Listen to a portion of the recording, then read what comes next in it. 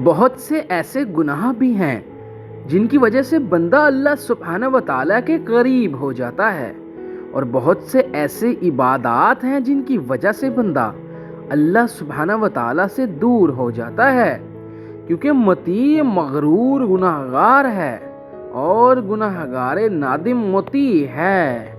خدا سبحانہ و تعالیٰ نے مومن کے دل سے زیادہ عزیز اور کوئی چیز نہیں بنائی، کیونکہ علم و معرفت سے زیادہ عزیز اور کوئی چیز نہیں، اور وہ دل میں ہوتی ہے۔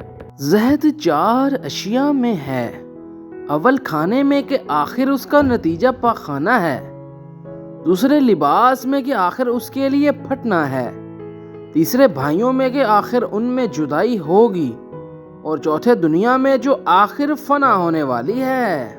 جو بندہ اپنے نفس کا مالک ہوا، معزز ہوا اور دوسروں کا بھی مالک ہوا، صبر کرنا تنگی میں، کشائش کا انتظار کرنا ہے، اور دل و زبان پر شکایت نہ کرنا، وفا کے دنوں میں بے وفائی کا ذکر کرنا بے وفائی کرنے کے مترادف ہے۔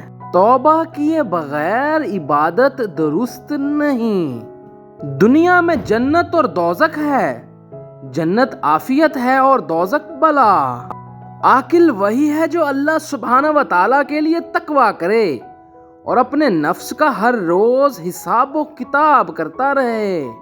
خدا کی راہ کی 4 قسمیں ہیں: تلوار اور کفاروں کا سر، ہجرہ اور عالموں کی بارگاہ، دسترخواں اور بھوکوں کا پیٹ، اور مسجد و نماز۔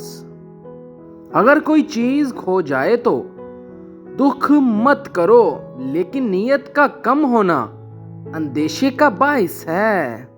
سب سے بڑی خصلت قبر کو پسند کرنا اور اختیار داری کی خواہش ہے، کیونکہ قبر اس کو زیب دیتا ہے جو بے عیب ہو، اور اختیار اس کے لیے موزن ہے جس کا علم بے جہل ہو۔ جو علم کا چرچا کرتا ہے تقویٰ کا خیال نہ رکھے، وہ بدنام ہو جاتا ہے اور دین سے دور چلا جاتا ہے۔ تقویٰ یہ ہے کہ قیامت کے دن کوئی تمہارا گریبان نہ پکڑے، اور مروت یہ ہے کہ تم کسی کا گریبان نہ پکڑو۔